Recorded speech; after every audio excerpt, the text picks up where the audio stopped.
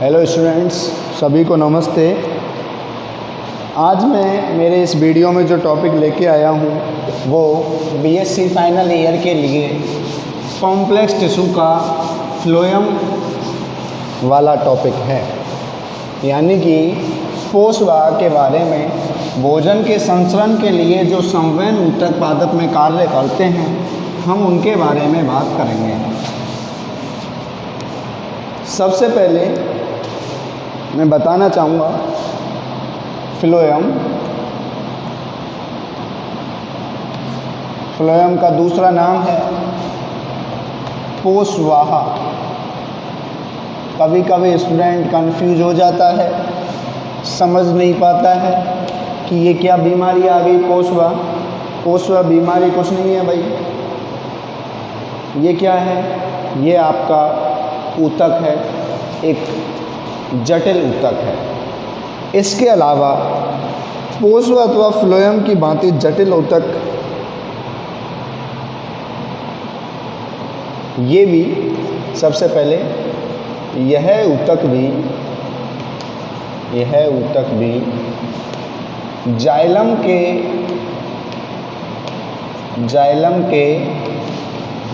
भांति जटिल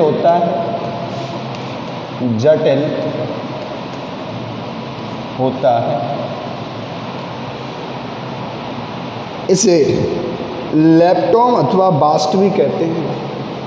थोड़ा इधर लेके आ रहे हैं। इसे लेप्टोम अथवा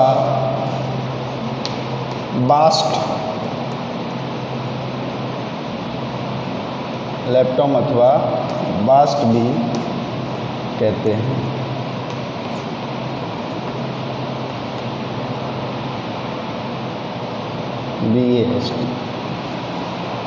मुख्य रूप से फ्लोएम पत्तियों में संश्लेषित भोज्य पदार्थों को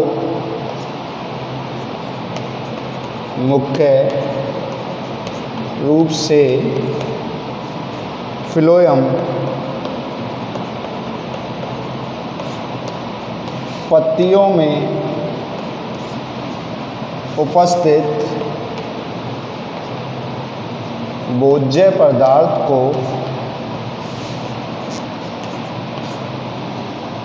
पदार्थों को पादप के अन्य भागों तक पहुंचाता है।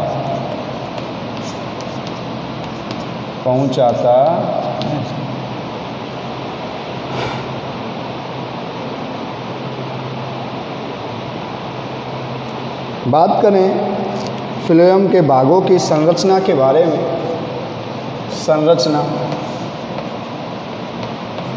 फ्लोएम की संरचना के बारे में बात करें तो फ्लोएम की संरचना में भाई 4 चीज़ें हैं भाई। पहली है आपकी चालनी तत्व, जिसको इंग्लिश में SIBE एलिमेंट भी कहते हैं। दूसरा है आपका सहचर कोशिकाएं,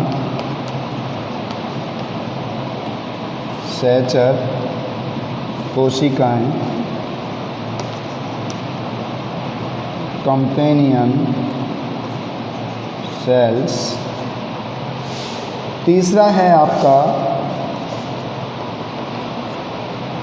फ्लोएम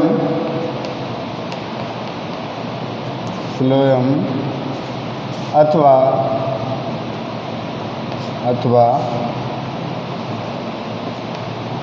पोषवाह तंतु। चौथा है आपका फ्लोएम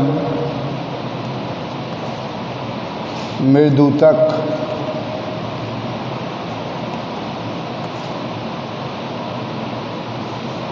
इसको आप इंग्लिश में फ्लोएम फाइबर, और ये है आपका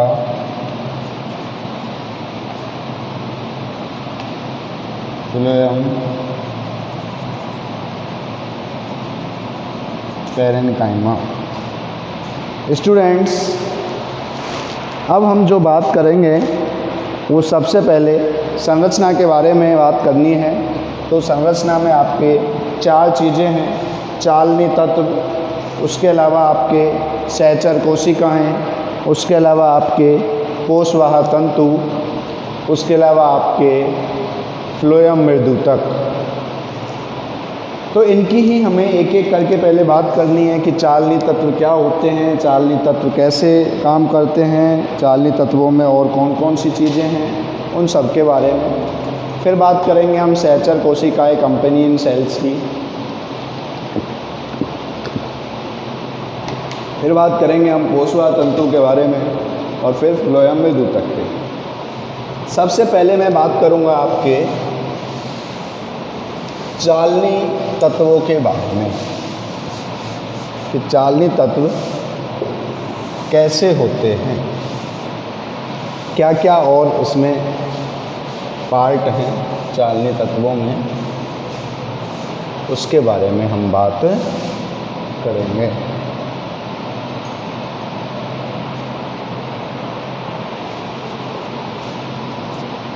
सबसे पहले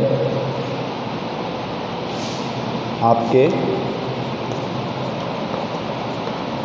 चालनी तत्व सभी एलिमेंट्स।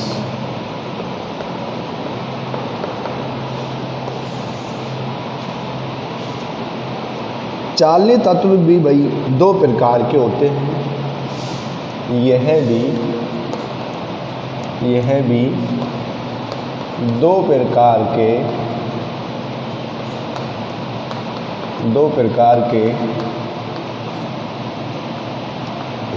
होते हैं। पहला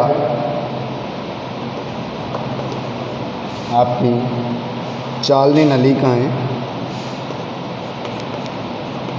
चालनी तत्व, चालनी कोशिकाएं, चालनी कोशिका। दूसरा है आपका चालनी नलिका। बात करें चालनी कोशिकाओं के बारे में, चालनी कोशिकाएं क्या होती हैं, तो ये एकक कोशिका होती हैं।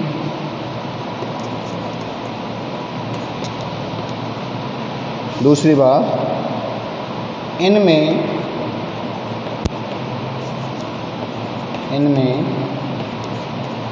चालनी पट्टी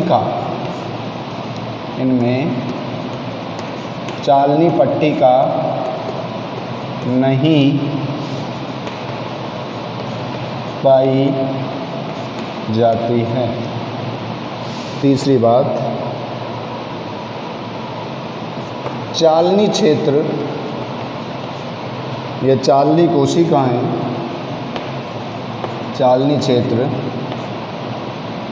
सभी भित्तियों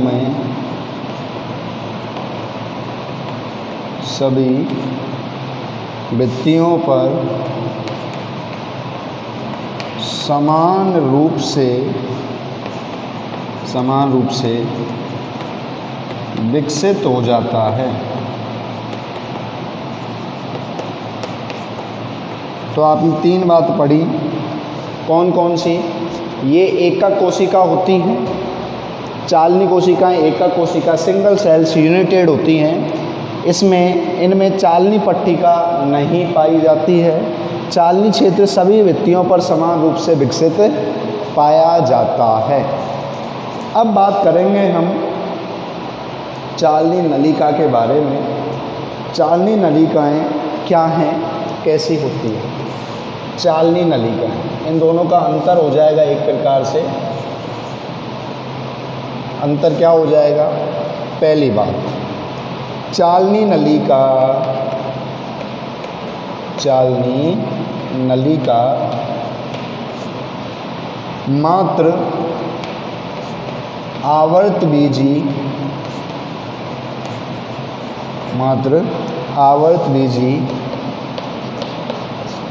पादपों में होती हैं। मात्र आवर्तबीजी पादपों में होती हैं। उसके अलावा दूसरी बात, अनेक चालनी तत्वों या कोशिकाओं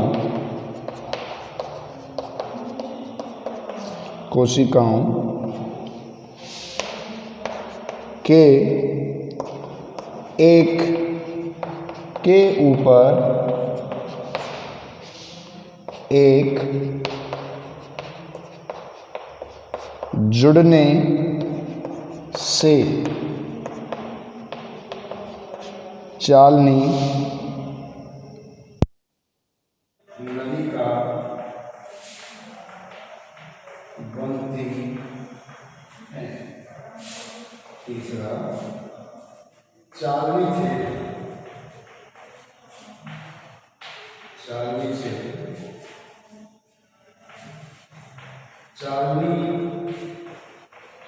तत्वों के सिरों पर होते हैं। चौथी, चालनी क्षेत्र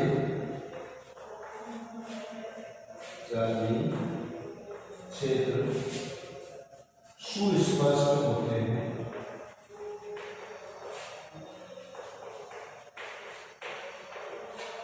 ये इसमें एक प्रकार से अंतर भी हो गया। देखो, ये सुस्पष्ट नहीं होते। उसके अलावा ये पाषाण भित्तियों पर होते हैं।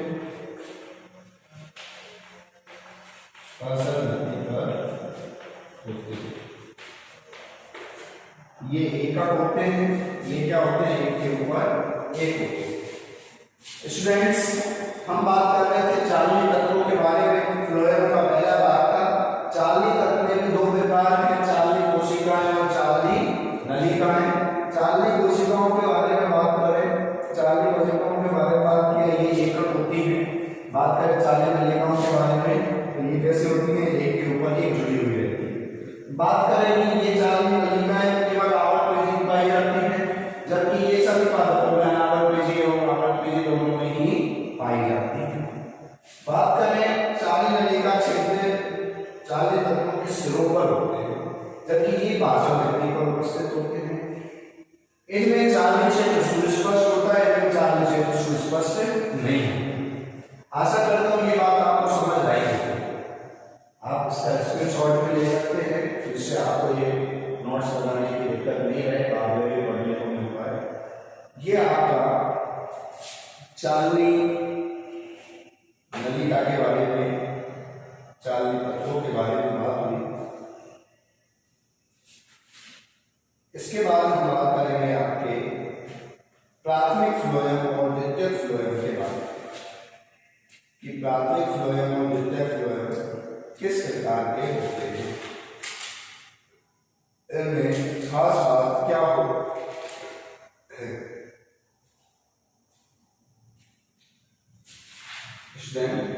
नेक्स्ट जो हमारा एक तरह से जो हम बात करेंगे वो करेंगे प्राथमिक फ्लोएम और द्वितीयक फ्लोएम के बारे में।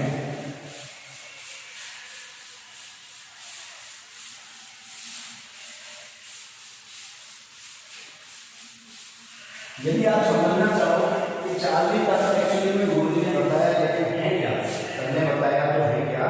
चालनी तत्व एक तरह से आप ऐसे समझ सकते हो कि इस प्रकार की संरचना है, जो कि ये आपकी चलनी हो गई, चून चांदने की चलनी होती है इस प्रकार से, और इसमें आपके ये छोटे छोटे से छेद हैं, जो किसी भी पदार्थ को पादप के सभी भागों में क्या करते हैं, इसका नामकरण करते हैं। ये एक तरह से वाली बात होगी। चालनी तत्वों में दो चीजें हैं, एक तो चालनी कोशिका और चालनी नलिका। सीधी सी बात है, जो नली के लिए समान संरचना है इसके अंदर वो चालनी नलिका, और एक सिंगल जो सेल आपको दिख रही है वो क्या है, चालनी कोशिका। तो हमने इन दोनों के बारे में ही अध्ययन किया। इसके अलावा एक चालनी पट्टी का और आपका चालनी पट्टी का और चालनी क्षेत्र, ये दो चीजें और होती हैं। चालनी पट्टी का दो प्रकार की होती है, सरल चालनी पट्टी का और संयुक्त चालनी पट्टी। चालनी क्षेत्र है वो आपके चालनी तत्वों का जो क्षेत्र है वो घेरा है, जो जानते हैं उसको चालनी क्षेत्र से डिनोटेड कर देते हैं। उन क्षेत्रों के समूह को हम चालनी क्षेत्र कह सकते हैं। अब हम जो बात करने जा रहे हैं वो प्राथमिक फ्लोएम और द्वितीयक फ्लोएम के बारे में है। जिस प्रकार से आपने प्राथमिक जाइलम और द्वितीयक जाइलम के बारे में बात की थी, इसी प्रकार से हम बात करेंगे प्राथमिक फ्लोएम और द्वितीयक फ्लोएम के बारे में कि प्राथमिक फ्लोएम और द्वितीयक फ्लोएम है क्या, इसमें ऐसी क्या खास बात है। प्राथमिक फ्लोएम और द्वितीयक फ्लोएम, तो यह आपका प्राथमिक फ्लोएम और दूसरा है आपका द्वितीयक फ्लोएम।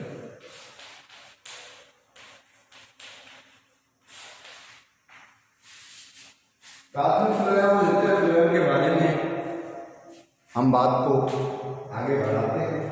सबसे पहले मैं बात करूंगा प्राथमिक फ्लोएम के बारे में। तो प्राथमिक फ्लोएम में किससे विकसित होता है, प्राक एडा से विकसित होता है। प्राथमिक फ्लोएम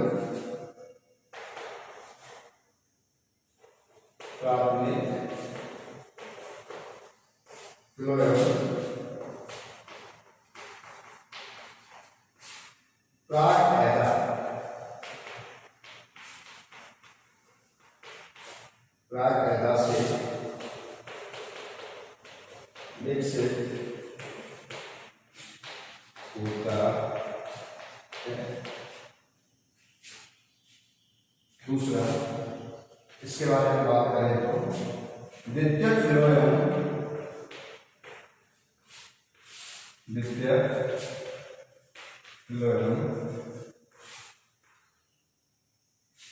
संवहन एडा से विकसित होता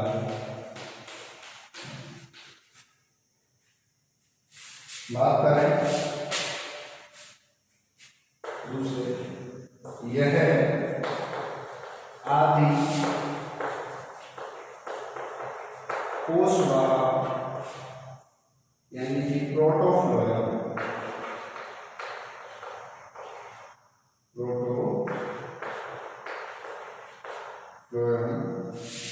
तथा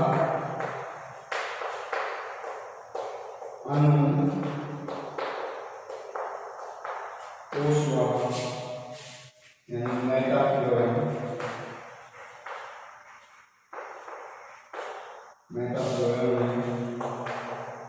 विभेदित होता है। जिस प्रकार से आपने प्रोटोजाइलम और मेटाजाइलम पढ़े, इसी प्रकार से प्रोटोफ्लोएम और मेटाजाइलम होता है। उधर ही प्राथमिक जाइलम की प्रोटोजाइलम और मेटाजाइलम में विविधता, इधर प्राथमिक फ्लोएम प्रोटोफ्लोएम और मेटाफ्लोएम में विविधता है। लेकिन द्वितीयक फ्लोएम और द्वितीयक जाइलम प्रोटो में और मेटा में विभेदित नहीं होते। इस प्रकार का विभेदन नहीं पाया जाता है। ये इसकी खास, ये आपको याद रखने में कोई परेशानी नहीं होगी, क्योंकि जिस प्रकार से आपका जाइलम में था उसी प्रकार से फ्लोएम में। बात करें इसमें चालनी नलिका है, इसमें चालनी नलिका है लंबी एवं सक्रिय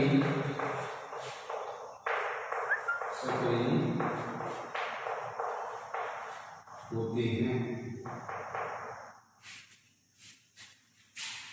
इसमें चार्ली नलिकाएं, इसमें चार्ली नलिकाएं छोटी व चौड़ी होती है, छोटी व चौड़ी होती है। चौथी बात करें फ्लोएम में तंतु सामान्यतः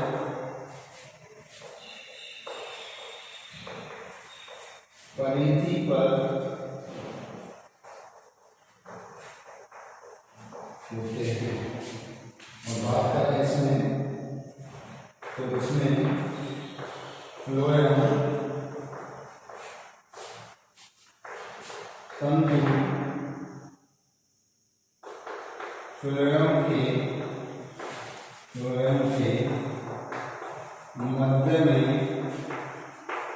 मध्य में होते। एक और खास बात, उसके लिए आपको और भी ऐसे बता देता हूँ स्टूडेंट्स, इसमें प्राथमिक फ्लोएम में मज्जा किरणें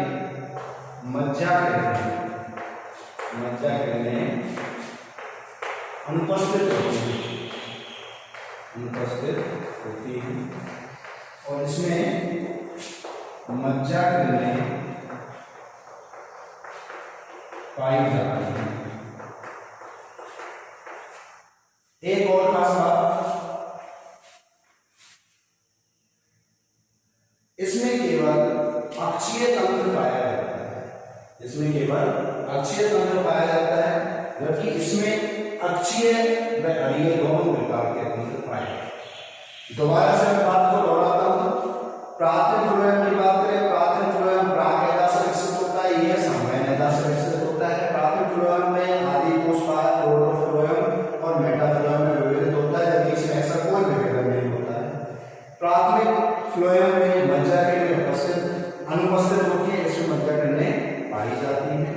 इसमें केवल अक्षीय तंत्र पाया जाता है, इसमें अक्षीय और अरीय दोनों प्रकार के तंत्र पाए जाते हैं।